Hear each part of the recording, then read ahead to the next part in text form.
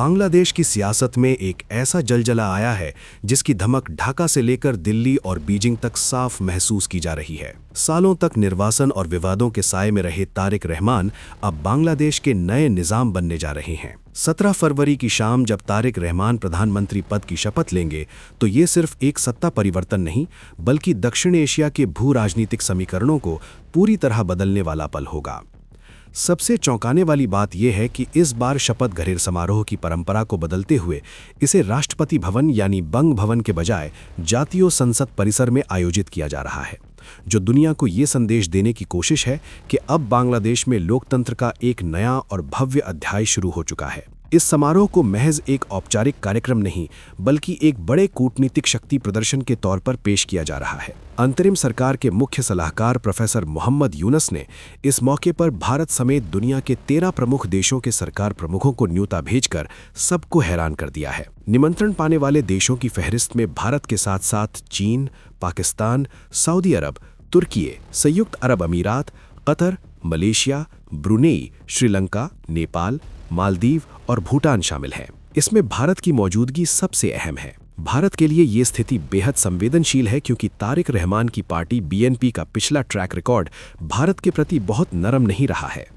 हालांकि भारत और चीन दोनों को एक साथ बुलाकर नई सरकार ने ये संकेत देने की कोशिश की है कि वे किसी एक खेमे में जाने के बजाय क्षेत्रीय संतुलन की नीति पर चलेंगे। भारत के लिए चुनौती ये होगी कि वो तारिक रहमान की सरकार के साथ अपने रणनीतिक हितों और सुरक्षा चिंताओं को कैसे तालमेल में रखता है, खासकर तब जब बीएनपी के साथ जमात गठबंधन के 68 सांसद भी सत्ता की साझेदारी में मजबूत भूमिका निभा रहे हैं। कौन है ये तारिक रहमान जिन्हें लेकर पूरी दुनिया की नजरें अब ढाका पर टिकी हैं?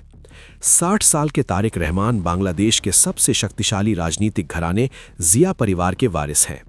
उनके पिता जिया उर रहमान देश के राष्ट्रपति और सेना प्रमुख रहे थे, जिन्होंने बीएनपी की स्थापना की थी, जबकि उनकी मां खालिदा जिया देश की पहली महिला प्रधानमंत्री बनी। तारिक का जीवन संघर्षों और विवादों से भरा रहा है।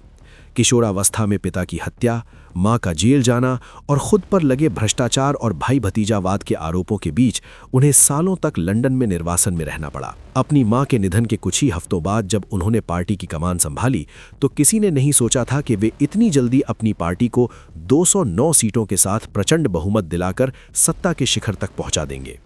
अब उनके सामने सिर्फ अपनी छवि को सुधारने की चुनौती नहीं है, बल्कि चरमराई अर्थव्यवस्था को संभालना और पाकिस्तान और चीन जैसे देशों के बढ़ते प्रभाव के बीच भारत के साथ रिश्तों की नई इबारत लिखना भी उनके एजेंडे में सबसे ऊपर होगा। ये शपथ समारोह तय करेगा कि आने वाले वक्त में बांग्लादेश भारत का भरोसेमंद दोस्त बना रहेगा या फिर दक्षिण एशिया की राजनीति में कोई नया मोड़ आने वाला है।